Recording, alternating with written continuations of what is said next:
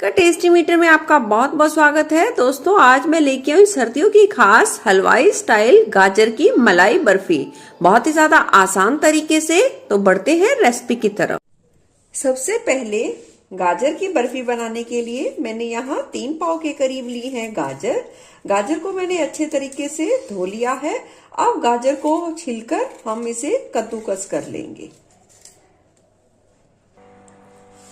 गाजर को छीलने के बाद कद्दूकस के मीडियम छेदों वाले हिस्से से सारी गाजर को हम कद्दूकस करके गाजर की बर्फी के लिए तैयार करेंगे। गाजर को हमने अच्छे तरीके से कद्दूकस कर लिया है। अब बढ़ते हैं रेसिपी की तरफ। यहाँ बर्फी के लिए मैंने मोटे तले वाली कढ़ाई ली है और इसमें डाल दिया है मैंने 1 छोटा चम्मच के करीब देसी घी, और घी को गर्म करेंगे।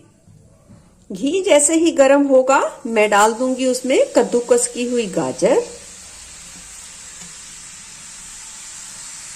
यहाँ गैस की फ्लेम आप लो पर सेट कर दीजिए और गाजर को अच्छे तरीके से यहाँ भुनना है। गाजर को भुनने में लगभग 8 से 10 मिनट का समय लग सकता है। 2 से 3 मिनट बाद आप देखोगे कि गाजर थोड़ा थोड़ा सा पानी छोड़ना शुरू हो गई है। अब गाजर को हम अच्छे तरीके से भुनेंगे जब तक गाजर का सारा पानी ना सूख जाए और गाजर कुछ हद तक पक ना जाए। गाजर को भूनते हुए लगभग 10 मिनट का समय हो गया है और गाजर थोड़ी सी नरम होना भी शुरू हो गई है और जो पानी छोड़ा था वो भी लगभग सूख चुका है। अब हम इसमें डाल देंगे आधा लीटर के करीब फुल क्रीम दूध और मिला देंगे।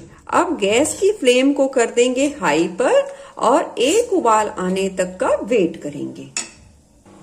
दूध डालने के बाद उबाल आना शुरू हो गया है। अब गैस की फ्लेम को आप लो टू मीडियम पर सेट कर सकते हैं या लो पर भी सेट कर सकते हैं।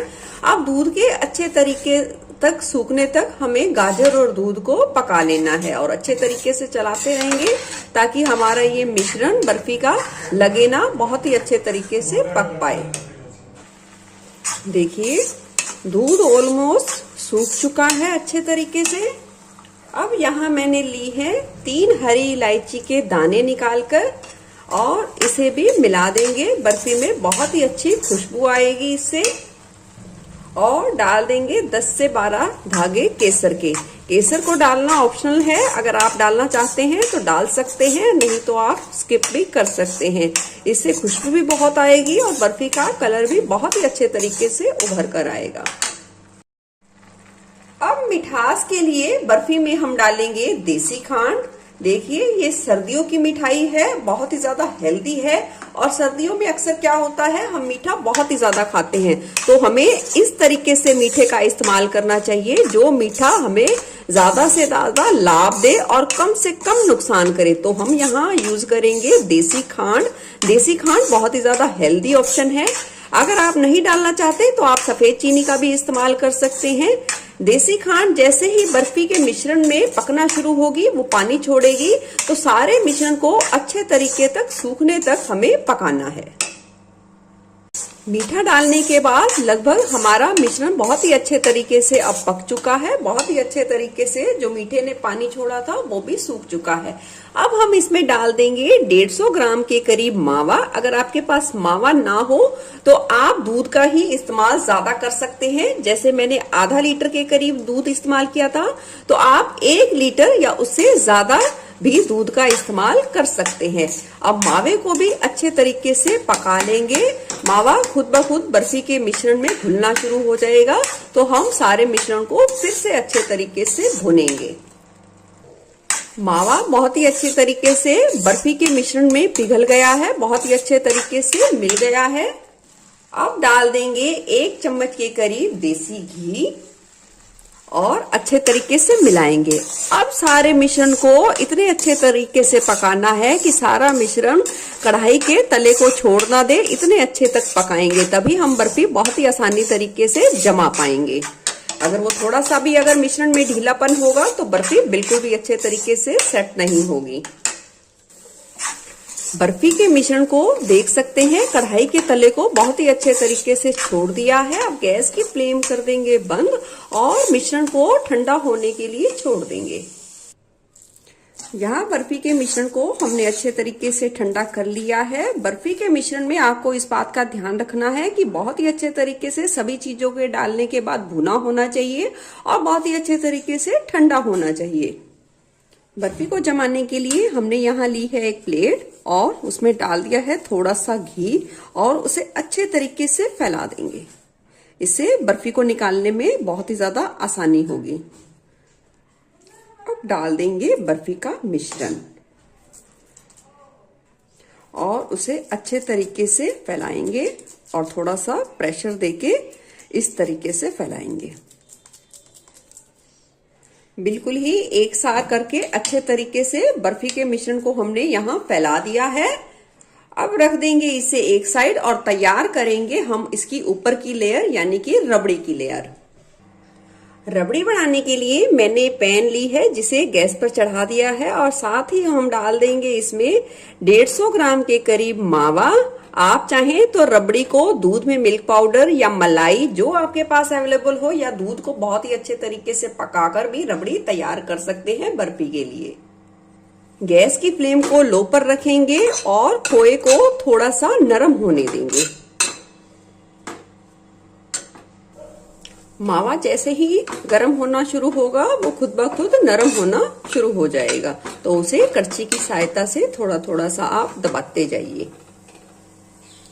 देख सकते हैं मावा बहुत ही अच्छे तरीके से नरम हो गया है। अब हम इसमें डाल देंगे एक छोटा कप के करीब दूध और गैस की फ्लेम को लो पर ही रखेंगे और इसे अच्छे तरीके से मिला लेंगे ताकि मावा और दूध दोनों एक साथ हो जाएं, यानी बहुत ही अच्छे तरीके से मिल जाएं। दूध और मावा बहुत ही अच्छे तरीके से मिल गए हैं। अब हम इसमें डाल देंगे स्वाद के अनुसार मिठास।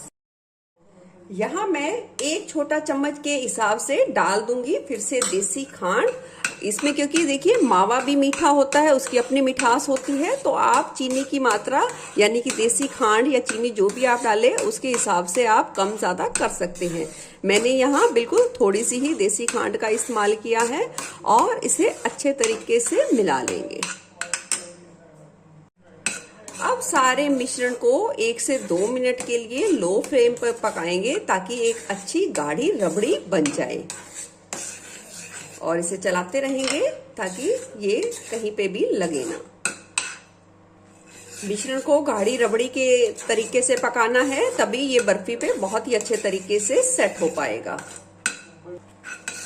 2 मिनट पकाने के बाद देख सकते हैं बिल्कुल गाढ़ी मजेदार रबड़ी बनके तैयार है। अब इसे सेट करेंगे बर्फी पर। देखिए ये रबड़ी का मिश्रण बहुत ही ज्यादा गर्म है और गर्म को ही हमने बर्फी पे सेट करना है। बर्फी की ट्रे को निकाल लिया है, इस पे फैलाएंगे ये गरम गरम रबड़ी का मिश्रण। इसे अच्छे तरीके से एक साथ करके फैलाएंगे। रबड़ी को अच्छे तरीके से फैलाने के बाद अब हम इसमें डाल देंगे थोड़ी सी बादाम की कतरन, थोड़ी सी डाल देंगे पिस्ता की कतरन, आपके पास जो हो आप उसका यूज कर सकते हैं और हल्के हाथों से थोड़ा सा दबा देंगे ताकि जो ये ड्राई फ्रूट्स गार्निश के लिए लगाए हैं वो भी बहुत ही अच्छे तरीके से बर्फी में सेट हो पाए।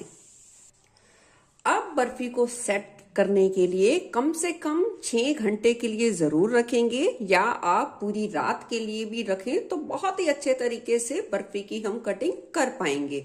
तो मिलते हैं बर्फी के जमने के बाद। बर्फी बहुत ही अच्छे तरीके से जम चुकी है। अब करते हैं बर्फी की कटिंग।